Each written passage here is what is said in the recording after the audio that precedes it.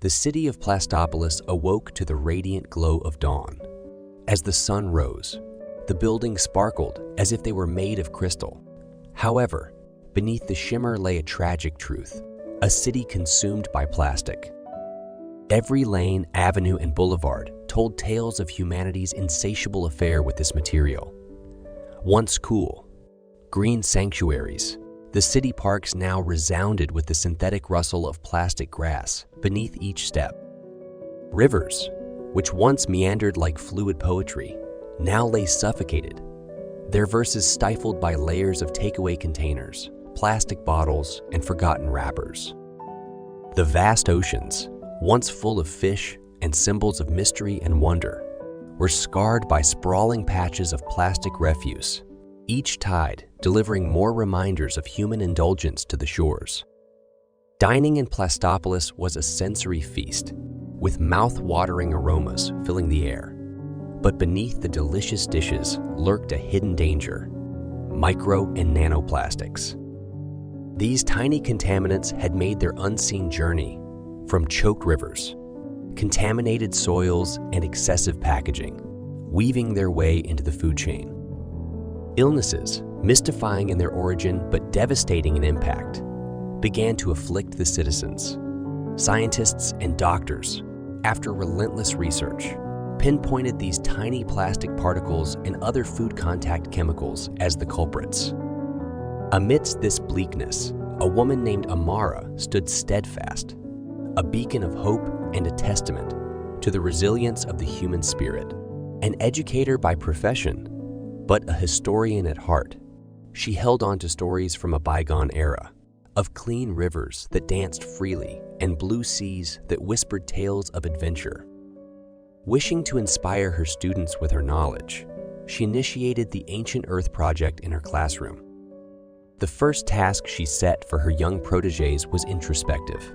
They were to list every piece of plastic they encountered daily. As days turned into weeks, the lists grew astonishingly lengthy, laying bare the depth of their dependency. Amara would remind them, "Our grandparents lived happy and fulfilling lives without plastic, and we can too."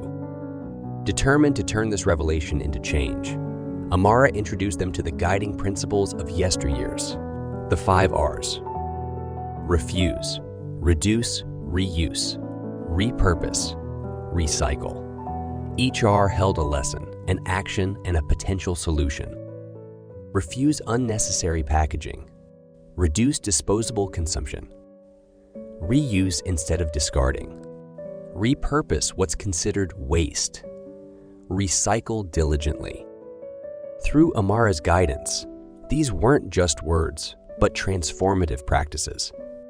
She illustrated the immense difference made by dining in or choosing products with minimal packaging.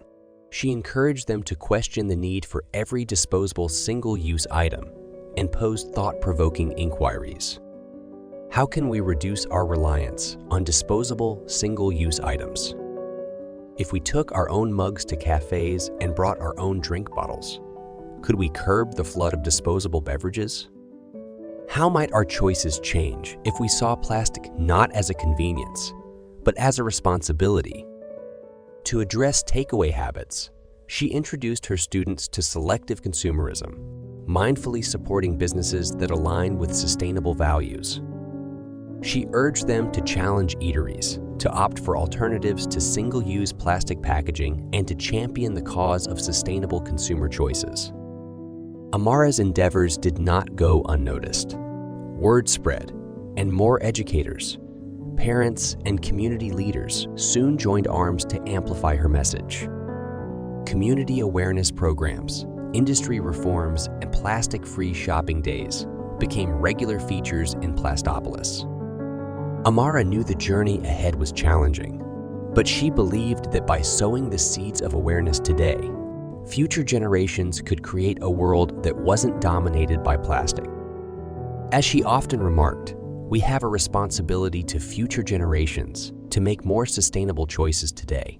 Keeping this planet clean and beautiful is a cause worth fighting for.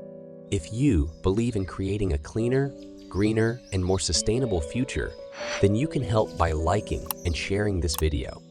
remember to be the change you want to see in the world. Small changes can make a world of difference. Subscribe to EcoPlanet Stories for more inspirational tales and to see our next video.